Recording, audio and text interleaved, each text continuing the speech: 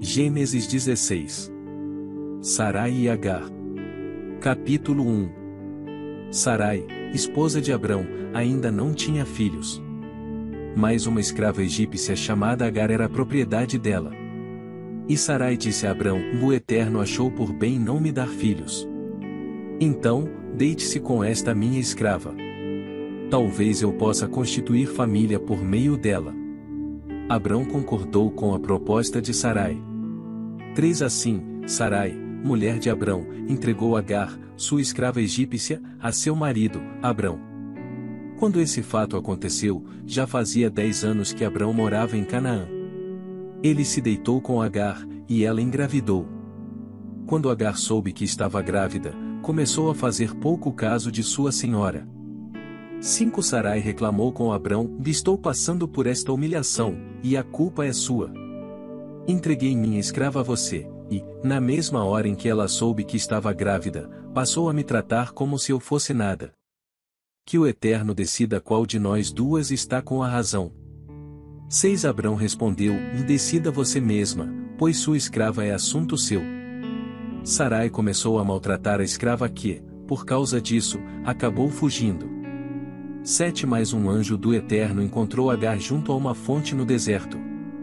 Era a fonte que está no caminho para Sur.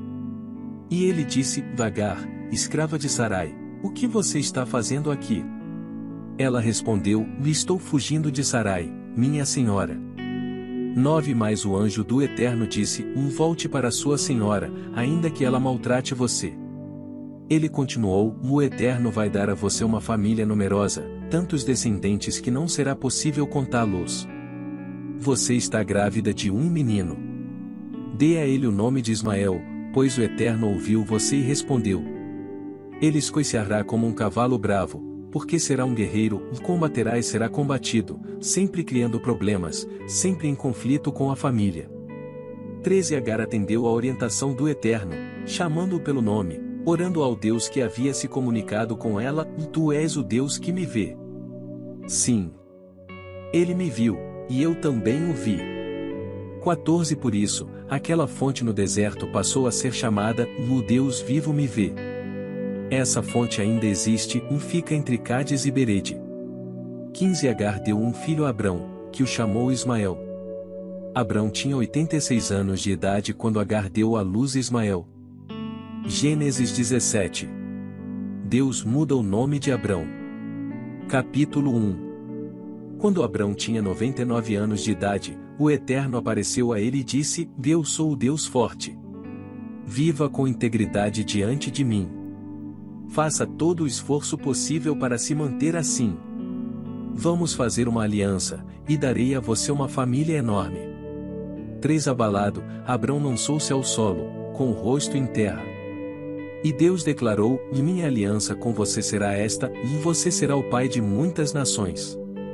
Seu nome não será mais Abrão, e sim Abraão, para ressaltar a ideia de que farei de você o pai de muitas nações. Farei de você o pai de muitos pais. De você sairão nações, reis virão de você.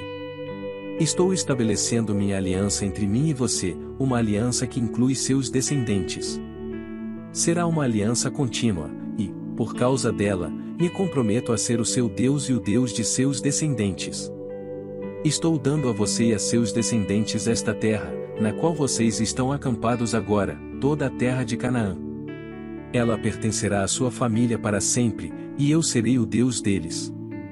9 Deus disse também a Abraão: E agora está a sua parte, você irá honrar a minha aliança, você e seus descendentes, uma geração após a outra.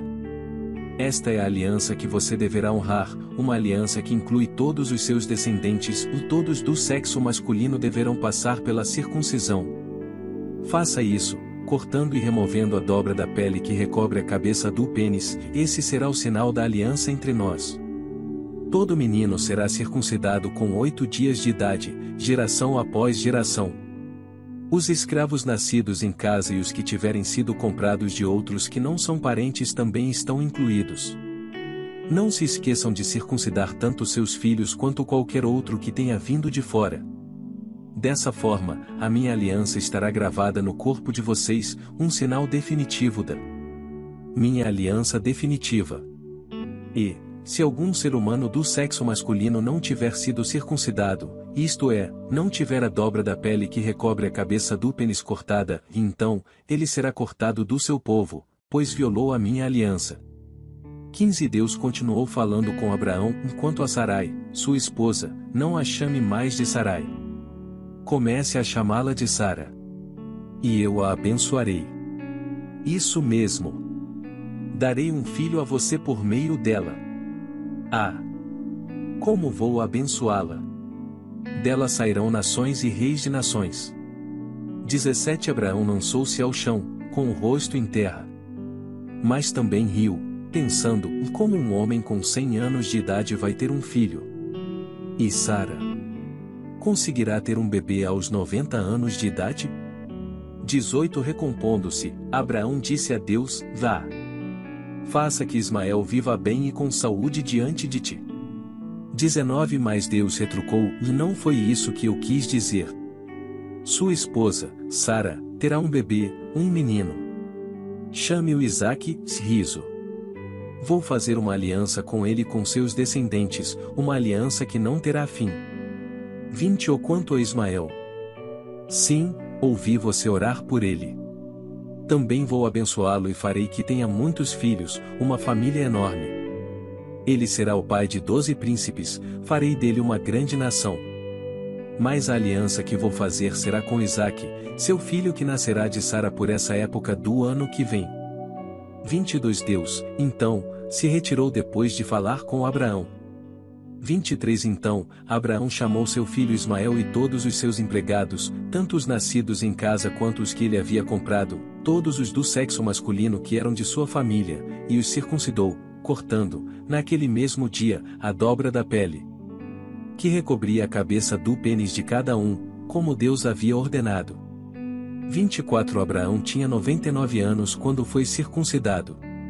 Ismael tinha 13 anos. Os dois foram circuncidados no mesmo dia e também todos os empregados, tanto os nascidos em casa quanto os que haviam sido comprados de terceiros. Todos foram circuncidados com Abraão. Gênesis 18. O Senhor e 2 anjos aparecem a Abraão. Capítulo 1. O Eterno apareceu a Abraão junto aos carvalhos de Manre, enquanto ele estava sentado à entrada da sua tenda. Era a hora mais quente do dia. Ele olhou e viu 3 homens de pé. Então, saiu apressado da tenda e curvou-se diante deles. 3 Ele pediu, Senhor, se te agradar, fique um pouco com o teu servo. Vou providenciar um pouco de água para que possas lavar os pés. Também vou providenciar comida e um lugar para descansares, já que teu caminho passou por mim. Eles responderam, ótimo, faça isso. 6 Abraão correu para dentro da tenda e disse a Sara, depressa. Pegue 3 xícaras da nossa melhor farinha e faça alguns pães. 7 Depois, ele correu até o curral e escolheu um novilho gordo de excelente qualidade e o entregou a um dos empregados, que o preparou. Em seguida, trouxe coalhada e leite para acompanhar o novilho assado, pôs a refeição diante dos homens e ficou debaixo da árvore enquanto eles comiam. 9 Os homens perguntaram, onde está Sara, sua mulher? Ele respondeu, está na tenda. 10 Então, um deles disse, vou retornar no ano que vem, mais ou menos por esta época. Quando eu chegar, sua esposa Sara vai ter um filho. Sara estava ouvindo tudo do lado de dentro da tenda, bem atrás do homem. 11 Abraão e Sara estavam velhos, em idade bem avançada. Sara tinha passado, havia muito, da época de ter filhos. Então, ela riu consigo mesma e disse, uma velha como eu? Ficar grávida? E com um marido velho como esse? 13 Mais o Eterno disse a Abraão, por que Sara riu? Pois ela disse, eu ter um bebê. Uma velha como eu. Por acaso existe alguma coisa difícil demais para o Eterno? Eu voltarei no ano que vem por esta mesma época, e Sara terá um bebê. 15 Sara ficou com medo e mentiu para ele, eu não ri, não. Mas ele disse, sim. Você riu, sim. 16 Os homens se levantaram para ir embora e começaram a caminhar na direção de Sodoma. Abraão os acompanhou para se despedir deles. 17 Então, o Eterno disse: Seria justo esconder de Abraão o que estou para fazer? Ele vai se tornar uma nação grande e forte, e todas as nações do mundo serão abençoadas por meio dele. Eu o escolhi para que ele ensine seus filhos e sua futura família a andar nos meus caminhos, a serem bons, generosos e justos, para que o Eterno possa cumprir o que prometi a ele. 20 O Eterno prosseguiu: Os gritos das vítimas em Sodoma e Gomorra são de ensurdecer. O pecado dessas cidades é gigantesco. Descerei para ver eu mesmo se o que eles estão fazendo é tão mau quanto parece. Então, vou saber. 22 Os homens dirigiram-se para Sodoma, mas Abraão ficou no caminho do Eterno, impedindo a passagem. 23 Então, Abraão enfrentou e questionou: Estás falando sério? Estás mesmo planejando eliminar as pessoas boas junto com as más? E se houver 50 pessoas decentes na cidade, vais juntar os bons com os maus e te livrar de todos? Não pouparias a cidade por causa desses 50 inocentes? Não acredito que farias isto, matar os bons com os maus, como se não houvesse diferença entre eles. Será que o juiz de toda a terra não sabe julgar com justiça? 26 O Eterno respondeu: Se eu encontrar 50 pessoas decentes em Sodoma, pouparei a cidade inteira por causa delas. 27 Abraão tornou a dizer: Eu, um simples mortal feito de um punhado de pó da terra, atrevo-me a abrir a boca e ainda perguntar ao meu senhor: E se faltarem 5 para completar os 50? Destruirás a cidade por causa dos 5 que faltam? Ele respondeu: Não a destruirei se houver ali 45 pessoas decentes. 29 Abraão insistiu: E se encontrares apenas 40? Também não vou destruir a cidade, por causa dos 40.